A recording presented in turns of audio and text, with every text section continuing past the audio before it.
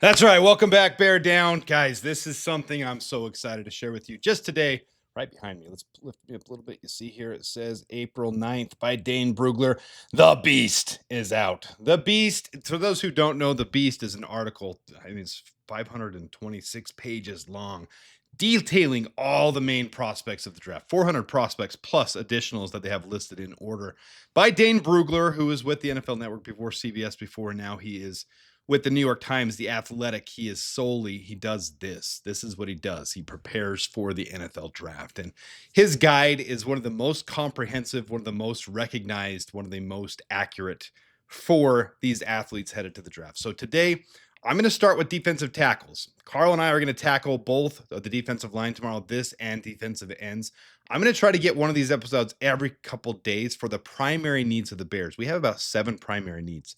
So I'm going to get one of these out every other day-ish, and maybe a couple extra on the weekend. We'll see what we can do. I'll share as much as I can. I am subscribed to it. I don't expect you guys to. That's why I'm going to share a lot of that stuff on here. I'll share as much as I can without, trying to be unethical and giving the entire thing. So I won't share all the detailed breakdowns, but I will give some big highlights. What we're going to do with this is we're going to share all the Bears prospects that the Bears have shown interest in, could potentially show interest in. We're going to show those prospects at each position and show what Dane Brugler had to say about them, and then bring out the same charts that I've brought, the graphics that I have with their stats and, their picture and all that stuff. We're going to go through and do that entire thing on these episodes. So today we're going to focus on the defensive line, this little section right here. We're going to bring the old bear down pointer in, and we're going to bring me off screen. So right here, defensive tackle. As I've shown before in the other video, the Bears have 12 on the 90-man roster as it stands right now. Last year, they took 15 into camp. This is for the entire defensive line. For nose tackle, defensive tackle, we have 6 right now. So I would expect the Bears to be able to be adding someone to this, at least maybe 1, maybe 2. You see my little blue box there. This is how I've kind of designated. This is a primary need for the Bears. Might even put him right there as a starter if we draft high enough. And of course, we know from before, the whole thing that we talked about with 1920 Football Drive, did Ryan Poles and Dennis Allen hint that Mason Graham was number 1 or number 2 on their board, that this is a very high need for the Bears? I don't know. Speculative. We'll see as we get closer to the draft. 2 weeks away and 1 day from right now. So let's take me off screen. Let's jump right into this, and let's look at the Athletic, the beast from Dane Brugler. So what I'm going to do is I'm going to bring these up. There's 7 of them at the defensive tackle position that the Bears have either had a top 30 visit with, a combine visit with, or they're a local prospect. All right, so that's going to signify here. You'll see Rylie Mills is defensive tackle 23 on Dane Brugler's positional ranking. So he has him as defensive tackle number 23. 4th, 5th round prospect. So you can see right here his Dane's round projection. And then this is going to be his measurables and Dane Brugler's summary. Okay, so 6'5", a little bit over 6'5", 6.5 and 3 inches. Weight is 296, and this is DB right here, means Dane Brugler. His summary, I'm just going to give you the summary, because it's a page and a half. I'm telling you, on each one of these prospects, it's a full page and a half. And then this little summary is just the very last thing he says about them. So for his summary, overall, Mills is an energetic player with quickness, play strength, and a feel for getting off blocks, which makes him a fit for an even 3 technique B gap rusher or odd front head up 2 gapping end. His late season knee injury will affect his draft projection, but his talent belongs in an NFL defensive line rotation.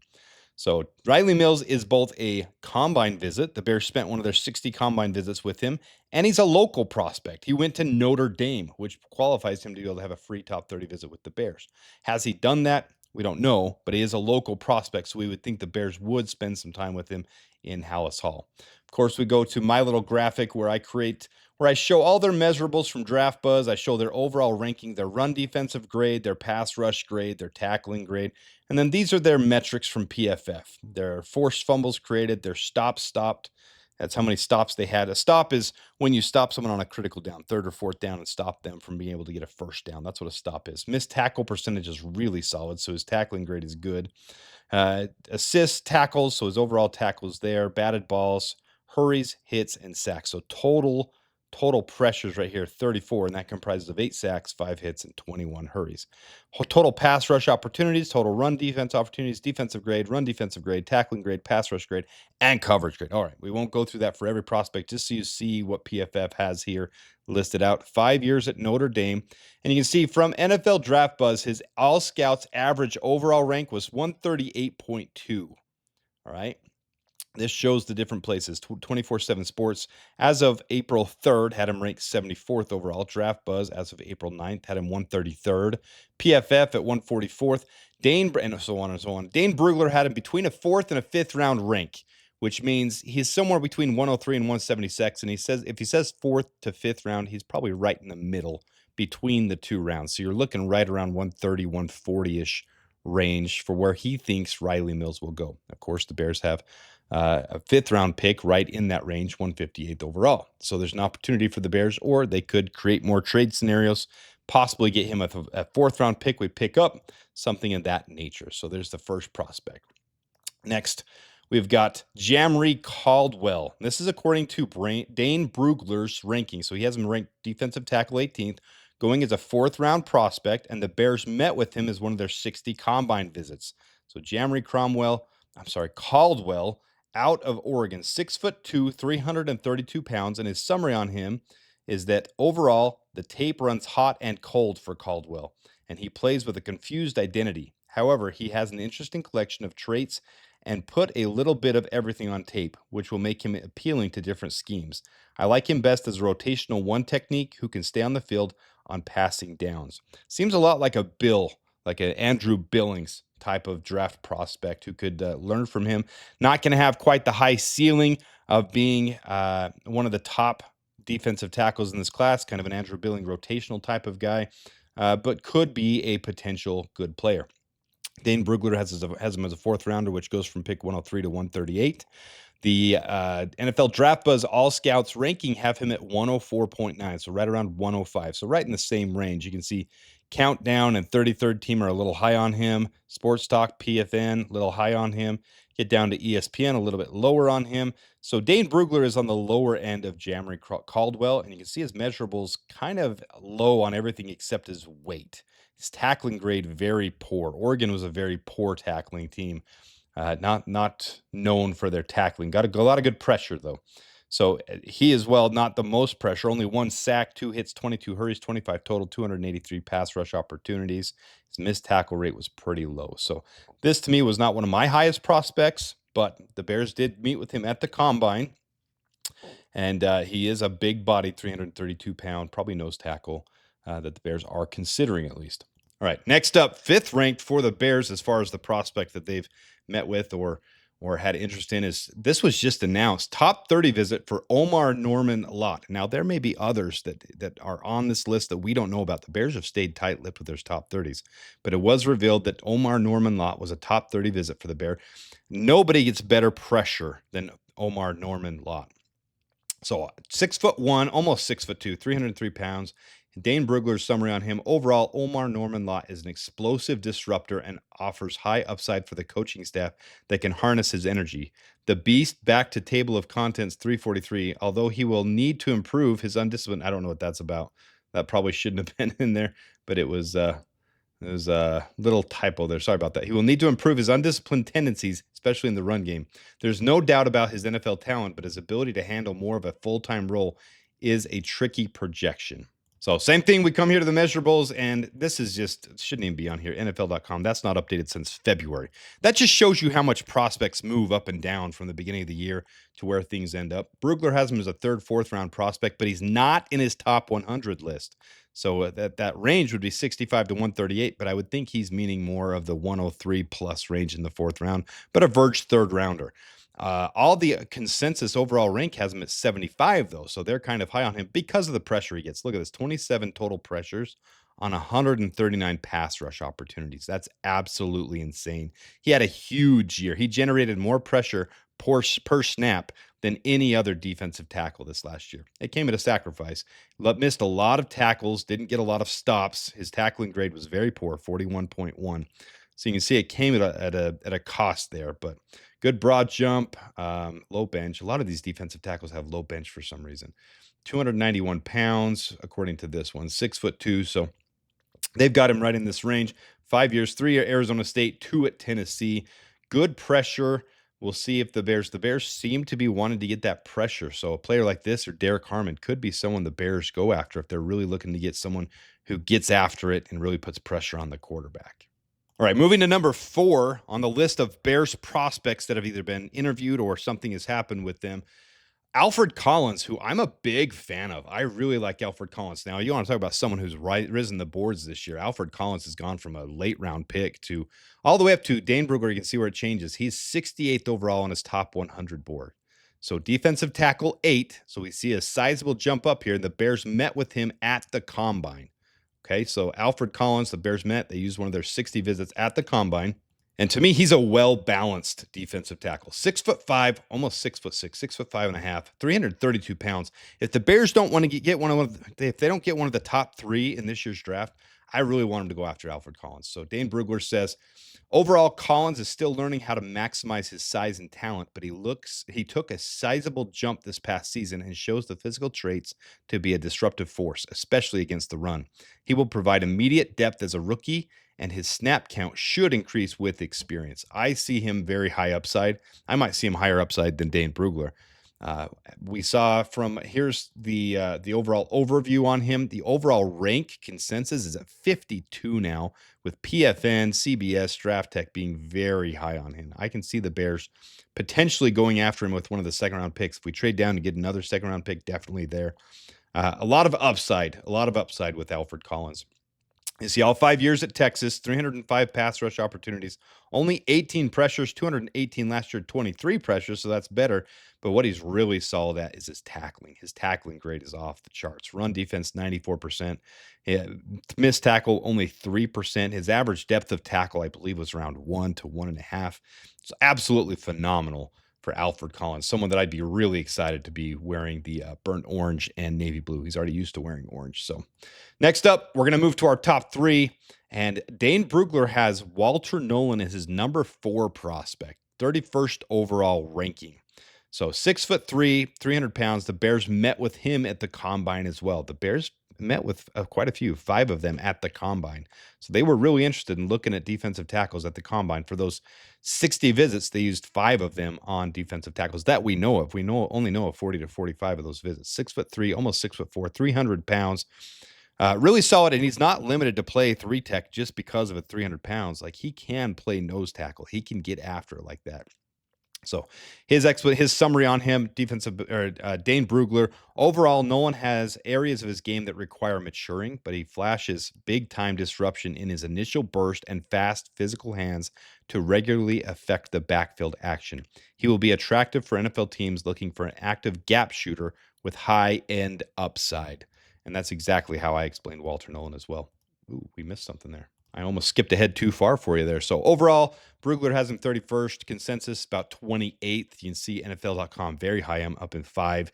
You guys remember the video I made? I said he could be a top 10 prospect, more likely between 15 and 20-ish is the range I see Walter Nolen going at. Very, very high upside, though. Pass rush opportunities, 362 this last year, 35 pressures, 6 sacks, but a really solid overall run defensive, getting the gaps, being self-aware, seeing where the play is developing, and then tackling without any missed tackles. So 95% run defensive grade, pass rush grade 79%. Overall, just a really solid prospect. I like Walter Nolen a lot. A lot of people say he's too unrefined, so that's why they wouldn't take him too high. But the ceiling on him is so freaking high.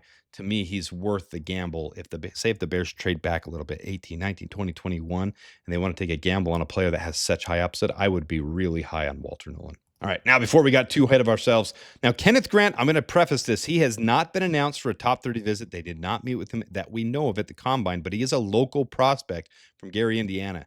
So there is the connection there. I'd be shocked if they don't take a visit with him. And the Bears are high on defensive tackles. So 25th overall rank according to Dane Brugler. If you're wondering who was between 1 and 3, he does have Derek Harmon higher than I do. Derek Harmon, a lot of pressure, gets a ton of pressure. He is a sack artist, but he gives it up in the run game. He does not have good tackling or run. stopping. So defensive tackle 2 is Derek Harmon. We have not heard anything from the Bears on that, so he won't be listed on here. But 6'3", almost 6'4", 330 pounds for Kenneth Grant. You guys already know I'm high on Kenneth Grant. Dane Brugler says overall, Grant plays big in a big man's game, but he also has the athletic traits and effort to grow into more than just a stout run stopper. He projects as an early down NFL starter with 3 down upside. So again, you guys know I'm high on Kenneth Grant. I'm going to say just a second here, guys. This stuff compiling took about 6 hours to put together. I'm not complaining. I'm not whining. If you guys don't mind, though, just hit that like button. Subscribe if you haven't subscribed. I'm trying to give you unique content that nobody else has given you. So if you don't mind hitting that subscribe button, put a lot of work into this stuff. Hit the notifications. Like it if you don't mind. Spread it with your friends. Help the channel to grow. It means a lot to me. All right, back to Kenneth Grant. They've got him consensus graded about 23. I've got him 10 to 15 is what I've said. So NFL Draft Net has him at 13. PFF has him at 16. You know, not everybody's as high on him as I am, but he's definitely not making it to the second round like you see a lot of these mock drafts go. Mock drafts don't know anything right now. So if the Bears really feel comfortable that the Niners won't take him, because the Niners do need some other things. If Will Johnson's sitting there, they need a cornerback. They need a couple other options too. So if there's a higher prospect on their board, they would pass on Kenneth Grant. After that, maybe the Falcons, if they can get to 18, 19, 20, 21, I would be thrilled to have Kenneth Grant. Who knows how the draft is going to play out? But Kenneth Grant should go mid first round is what I would say. 27 total pressures on 329 pass rush opportunities, but the biggest thing is his tackling. His tackling grade's a 90% grade. He's a clog in the middle of the field, 331 pounds. That's an athletic freak. He a vert of 31 inches, wingspan like crazy. I mean, he's just a beautiful specimen of a human being on the football field. If you haven't seen the videos of him, he can truck it. He can chase people down. He can tackle people. And he can catch running backs. So I'm really high on Kenneth Grant. All right, and you guys knew who the number 1 prospect was, but many of you may not have known that the Bears met with him at the Combine. Mason Graham, probably the guy that the Bears were talking about in this video in 1920 Football Drive. On the screen, nobody else was on the field doing their workout. Dennis Allen, where do we have him? Ryan Poles high, and this year probably 1 or 2. So as a Bears prospect, probably 1 or 2. Are the Bears willing to trade up and get him? Who knows? But he is an absolute blue chip player. 6'3", between 6'3" and 6'4", 306 pounds. Dane Brugler says overall, Graham is a leverage monster and skillfully destroys blocks with his strength, quickness, motor, and play recognition to make an impact versus both pass and run. He projects as a versatile interior presence with the floor of an NFL starter. He's saying the floor is an NFL starter, meaning he can be a Pro Bowler, Hall of Famer. I mean, you name it. He has the potential to be a very special player in this league. So here is Mason Graham. Overall, Brugler has him at 4th. The consensus is right around 5th. I think that's where he's going to get drafted as 5th overall to the Jacksonville Jaguars. I think that's where he's going to go. A lot of places are gauging off of his talent. 4th overall, 3rd overall, 4th, 7th overall. Either way, he's going to be a special talent. To me, it's worth looking at, though. Did Kenneth Grant open up a lot of lanes for him? Did they work in tandem really well? Is Kenneth Grant worth taking higher? Does Mason Graham deserve all the credit? Well, when you watch the tape on Mason Graham, he does deserve the credit. He looks really good. He doesn't miss tackles either. Gets the pressure, gets the hurries, gets the tackles. He's a really solid prospect. There's a reason he's a consensus blue chip guy, projected to go 5th to the Jaguars. There's a reason. If somehow he slips and falls, though, somehow the Jaguars take Will Campbell at cornerback, or they take another position. If Abdul Carter falls for some reason to 5 and the Jaguars take him instead, and the Bears have a gift in their lap, you don't hesitate with Mason Graham. You run the name to the podium, and he is the Bears pick. So to round out the top 10 for Dane Brugler, just so you guys see his top 10, Mason Graham, Michigan, Derek Harmon, Oregon, Kenneth Grant, Michigan, Walter Nolen, Ole Miss, Tyleek Williams, Ohio State, Shamar Turner, Texas A&M, Darius Alexander, Toledo, Alfred Collins, Texas, TJ Sanders, South Carolina, Joshua Farmer, Florida State. So I don't want to give away too much, but you know me, guys. I like to give you as much of a snippet as I can. So here's his total list of offensive tackles from 1st through 7th rounders and undrafted free agent. That FA right there means undrafted free agent. I'll just leave this on here for a second. You can pause it if you want to, look at your players if you want to, but that's where he has players 1 through 43 on his list. So that's going to be it, guys. That's going to be it for this episode. Those who weren't familiar with Dane Brugler or the Athletic or the Beast, you got your first little taste of it. We're going to have more of this to come. This is going to be a fun series for me to present to you guys. So again, if you don't mind sharing it with your friends, subscribing, hit the notifications. I appreciate you guys tuning in. It means a lot to run this channel. So thank you for being a part of it. Until next time, the Bears, bear down.